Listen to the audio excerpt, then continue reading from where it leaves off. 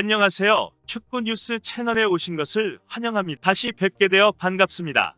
오늘의 뉴스는 다음과 같습니다. 1. 오늘 이후 내 선택은 쉬워질 것. 이라는 무리뉴 감독 결국 SONK만 믿는다. 2. 우승팀도 강등팀도 K리그1 최종전서 운명 결정된다. 3. 독일 프로축구 다시 무관중 개최 코로나19 재확산 여파. 오늘 이후 내 선택은 쉬워질 것. 이라는 무리뉴 감독 결국 SONK만 믿는다. 오늘 이후로 이제 나의 선택은 매우 쉬워질 것 같다. 조제 무리뉴 토트넘 감독의 말이다. 토트넘이 로열 앤트워프에게 졌다. 토트넘은 30일 한국 시각 벨기에 앤트워프 보사위 스타디온에서 열린 앤트워프와의 2020에서 2021 시즌 유로파리그 UEL 제2조 조별리그 2차전에서 0대1로 졌다. 손흥민은 후반 시작과 함께 투입됐다. 그러나 공격 포인트를 기록하지 못했다. 토트넘은 로테이션을 가동했다. 요리스가 골문을 지키고 우리의 산체스, 데이비스 레길론으로 포백을 형성했다. 윙크스와 델리가 허리 이선을 지켰다. 공격 이선에는 로셀소, 베르흐베인, 베일이 섰다. 비니시우스가 최전방에 나섰다. 손흥민과 케인은 휴식 차원에서 벤치를 지키게 했다. 토트넘은 초반 공세를 골로 연결하지 못하고 전반 29분 선제골을 내줬다. 앤트워프의 공격 상황에서 은보카니의 패스를 받은 레파일로프가 날카로운 슈팅으로 골망을 흔들었다. 토트넘은 마음이 급해졌다. 계속 공세를 펼쳤다. 전반 32분 코너킥, 38분 베일이 슈팅했지만 골로 연결되지 못했다. 결국 토트넘은 전반을 한 골 뒤진 채 끝마쳐야 했다.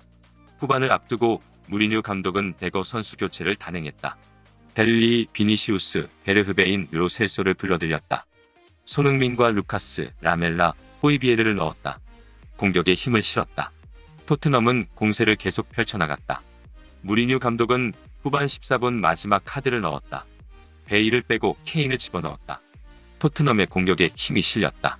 하지만 토트넘은 앤트워프의 수비진을 무너뜨리지 못했다. 계속 두드렸지만 수비는 단단했다. 무리뉴 감독은 경기 후 나는 11명을 다 바꾸고 싶었다. 고 선수들의 플레이에 강한 불만을 나타냈다. 이후 45분이라는 시간 때문에 한 번에 교체 카드 5장을 쓰지 못했다. 후반에 나아지기는 했으나 앤트워프가 승리할 만했다. 최고의 팀이 이겼고 최악의 패배다. 오늘 이후로 이제 나의 선택은 매우 쉬워질 것 같다. 고했다.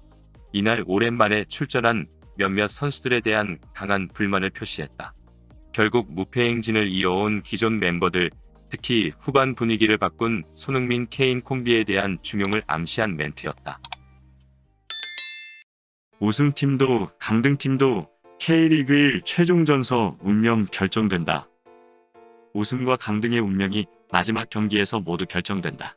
신종 코로나 바이러스 감염증 코로나19의 여파로 지난 5월 뒤늦게 개막한 K리그 1위 시즌 축소팀당 27경기라는 우여곡절을 딛고 드디어 오는 31일과 11월 1일 최종 라운드를 펼친다. 우승팀도 하나, 강등팀도 하나다.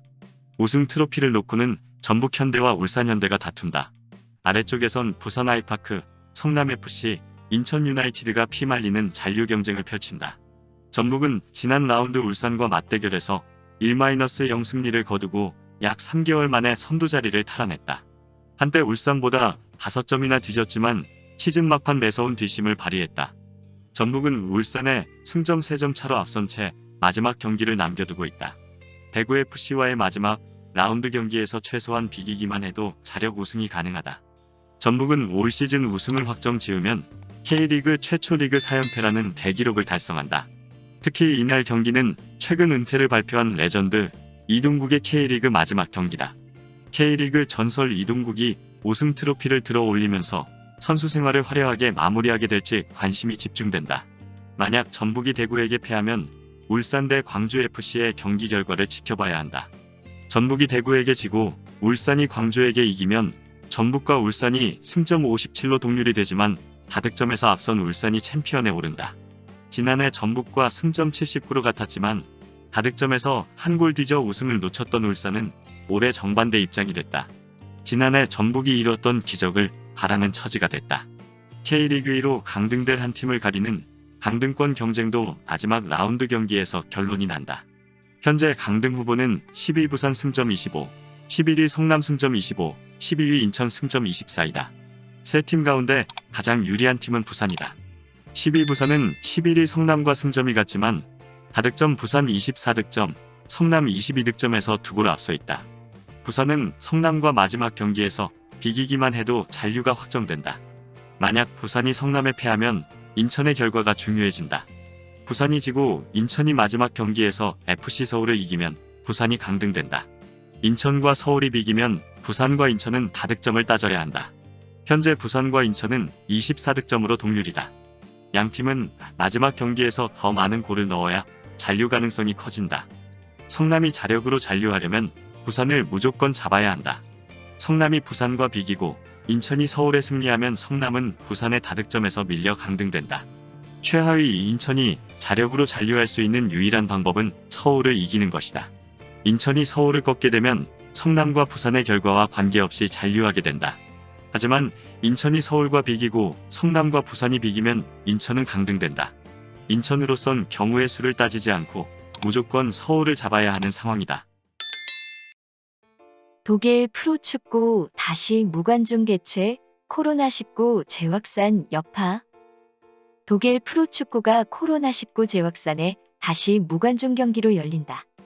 AP통신 등에 따르면 독일 연방정부와 주정부는 28일 이하 현지 시간 코로나19 확산을 막기 위해 다음 달 2일부터 4주간 식당과 술집, 영화관 등 여가 시설의 문을 닫는 부분 봉쇄를 도입하기로 합의했다.